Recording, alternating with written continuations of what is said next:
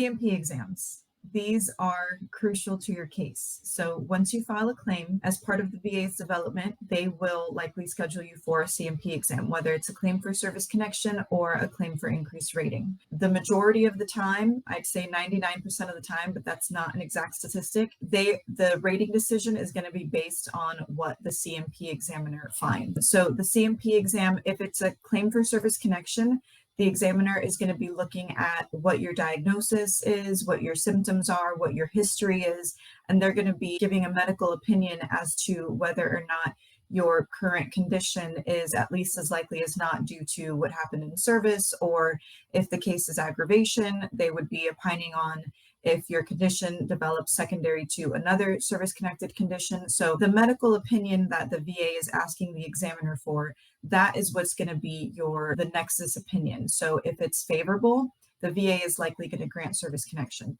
If it's unfavorable, if they find it's not at least likely as not, the VA is more than likely going to deny your claim for service connection. If it's a claim for increased rating, they are going to be looking at your symptoms, the severity, the frequency. And so with each type of condition that you file a claim for, there are different C&P exams, different questions that they ask. But the most important thing I would say is don't rely on what the C&P examiner asks in order to convey the severity of your condition, or in order to make sure that they write down what you want them to know. You have to advocate for yourself and speak up for yourself and say what's really affecting you, what really bothers you, because oftentimes what happens is a veteran will walk into the exam, the C&P examiner will ask, "How are you doing today?" And the veteran says, "I'm fine, thanks. How are you?"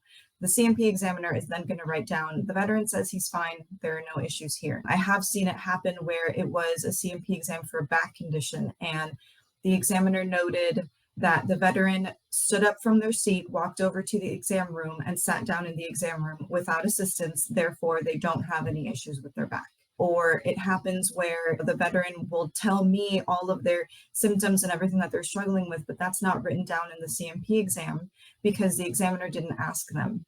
And so if you're only answering the questions that the C&P examiner asks, that's all that's written down in the exam. So what I often tell veterans is a few days before the exam, a week before, start writing down things that you notice throughout your day. Ask friends and relatives, people that you live with, ask them to comment and share with you their experiences about you and your symptoms and the things that you deal with, and have all of it written down so that when you get to the exam, you have notes and you know what it is that you want to convey.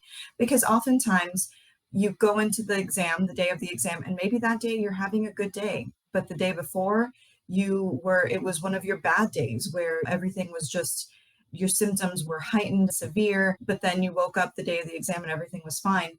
That's not going to give the examiner an accurate picture of your condition just based on them seeing you for 5 minutes. So if you go in with notes and have details written down, have examples, have stories, so you can really illustrate and show to them the entire picture of your condition, then that's what's going to help have all of that written down in the exam. And then that's what's going to help the rater see, what based on your C&P exam, what your rating should be.